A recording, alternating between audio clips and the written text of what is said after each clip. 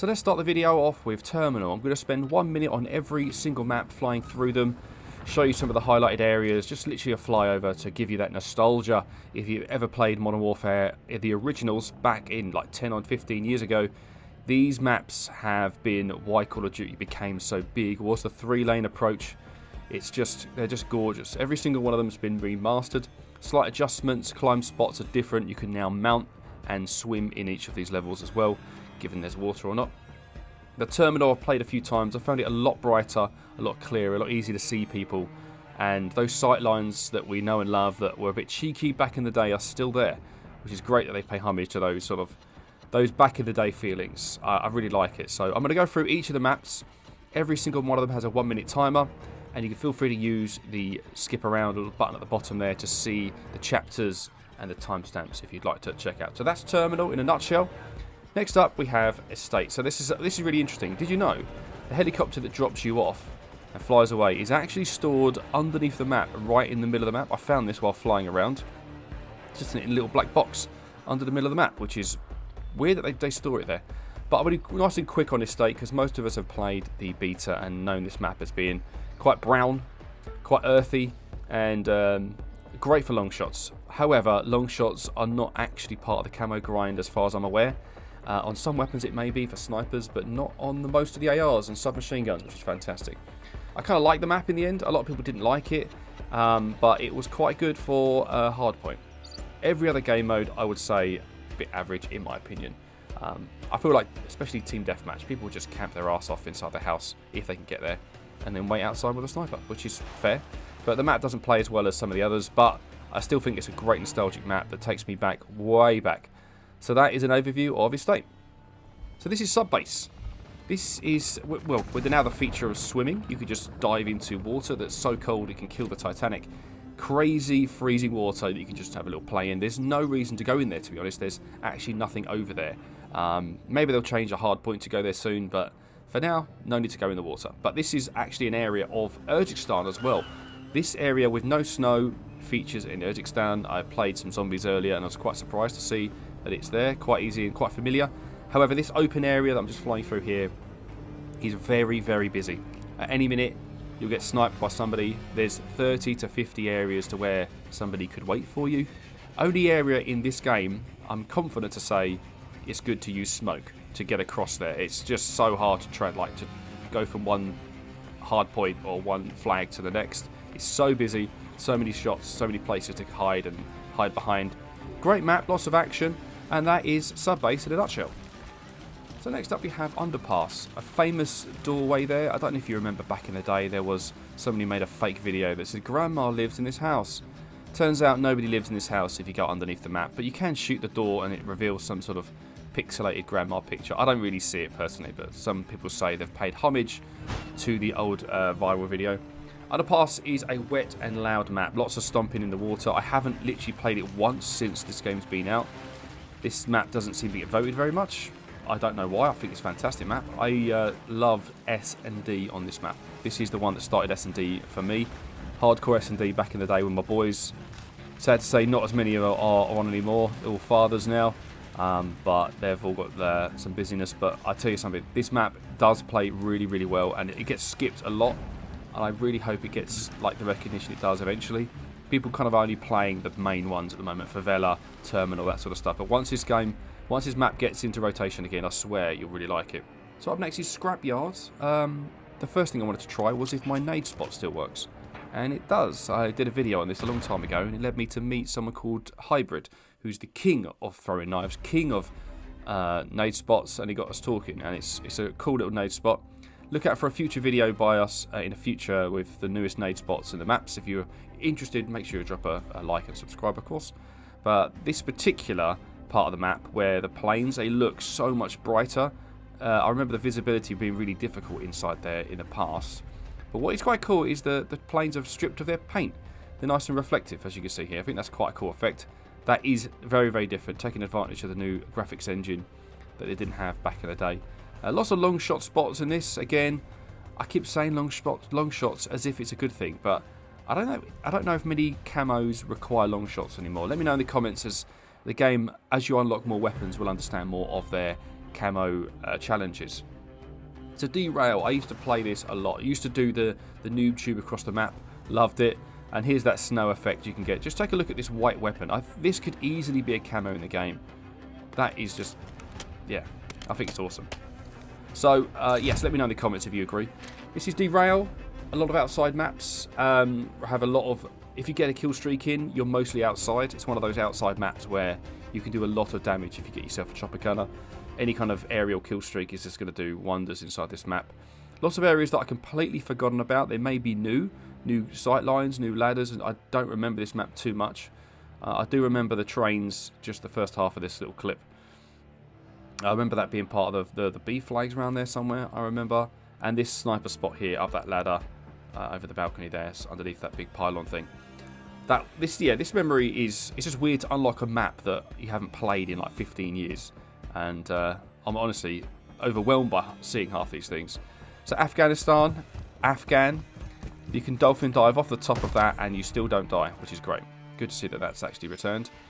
And yeah, this is a flyover. Of course, you guys that play Warzone and would recognise this for the central part of Al Mazrah. This is where it started, and the plane has been added into its own proper multiplayer map. Key parts with this were there's 2 shotguns back in the day. Everyone would use the dual shotguns. And a little Easter egg for you, a little teddy bear. I don't know what that does. There'll be soon to be a video on Easter eggs, I'm sure of it.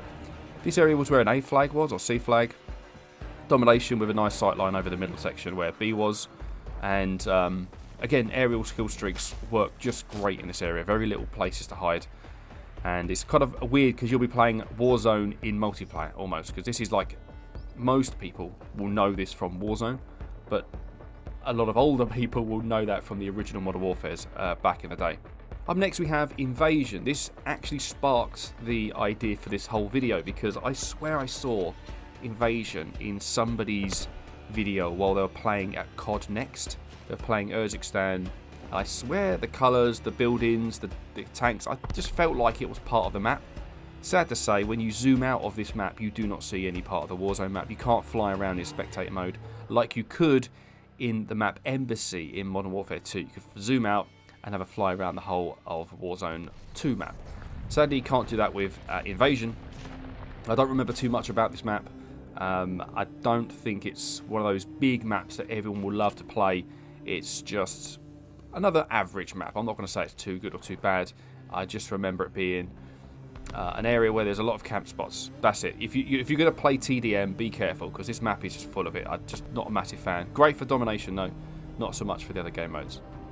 So next up is Rundown. I played this earlier, and I swear to you, it felt like a brand new map. It just did not feel like it was a Modern Warfare back in the day map. I don't remember it at all. And playing alongside a friend of mine who also played the original CODs, not a single chance that this is. You could tell me it was brand new and I'd believe you. Nice and bright and airy. It's no visibility issues whatsoever. I think it's a perfect 3-lane map, to be honest. Good sight lines. Lots of places to hide, I suppose. In gunfights, close range, long range. It's got it all, really. I played some TDM on it, and it felt like it flowed pretty well. I really enjoyed it. A little bit. I think there's swimming in it as well, inside that river down the centre.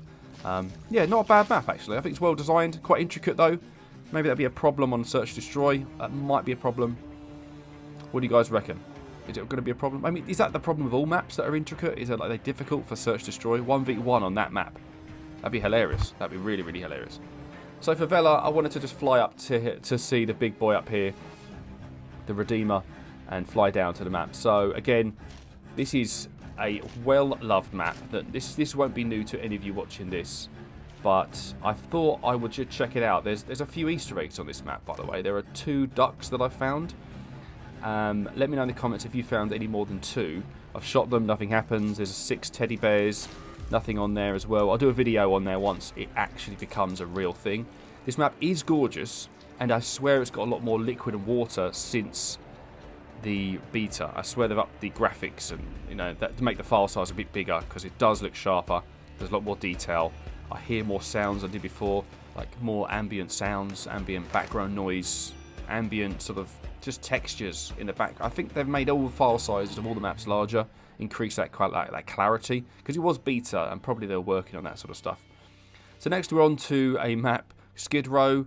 I've managed to find my way under the map. There's nothing to look at, and here it is from above. Map Skidrow isn't exactly going to be like the most pretty map, but it plays like perfect Call of Duty map. All flat, 3-lane map, pretty standard. The central part of the map is hectic, and playing maps like game modes like Hardpoint that make you rotate around, I really do enjoy. It gets your body moving. The sight lines down the centre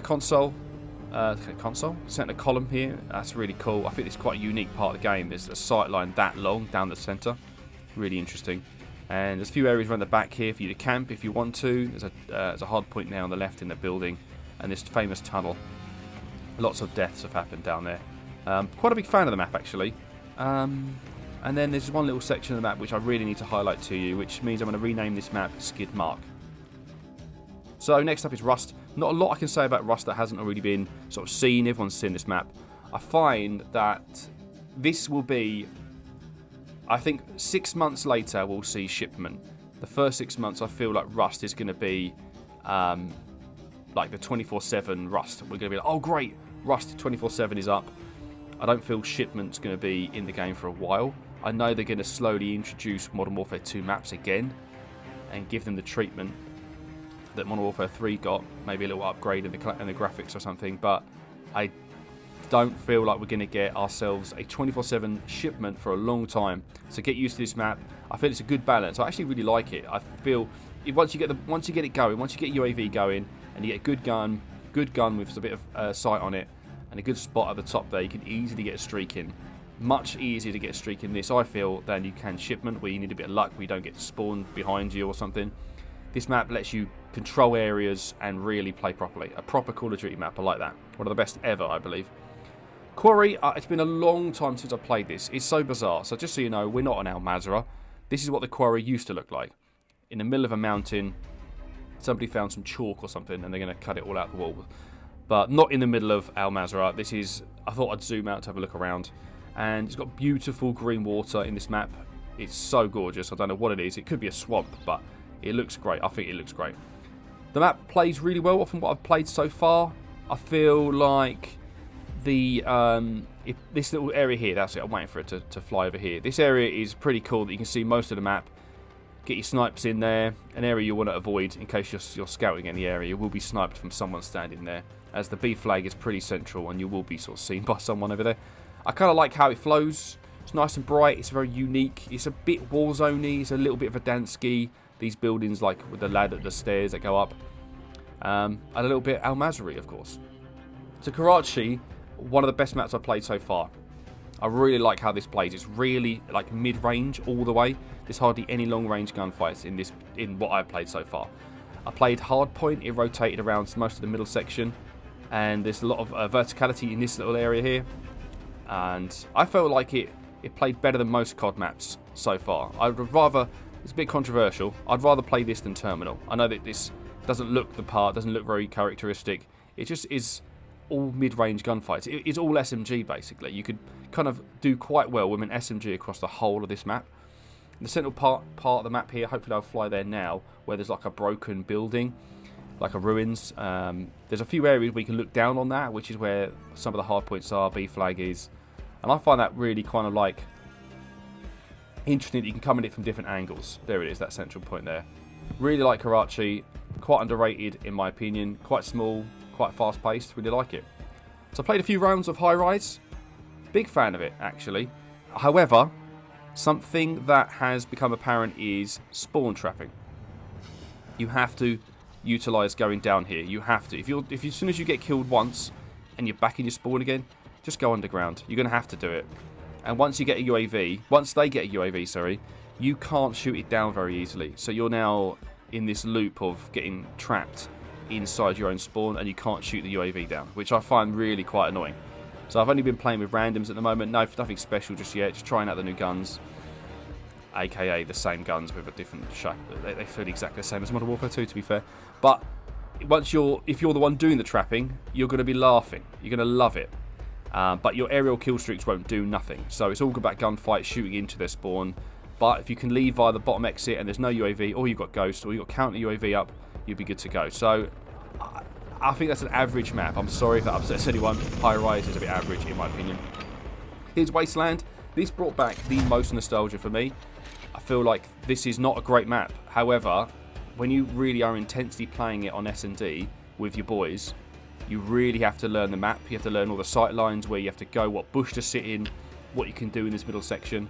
This is the ultimate map to get a chopper gunner on. You know that from the outside, there's very little places to hide. If you can get a chopper gunner, you're going to have a right laugh. I suggest, if you're new to the game, put on a care package and just hope that you get one. Just try it, because it is a lot of fun, just blowing up the whole map. Super, super fun. This is the only part that's really indoors. There's a building to the right, but this is the only real part that's indoors, with a small shack to the left. Other than that, everything is outdoors. Everything is long range, lots of sniper shots going off. It's a great map. It really is. It's very unique. I wouldn't say it's the best map, but it's very, very unique. My name's Gaaba. Hope you enjoyed this video. Subscribe for more. Take it easy.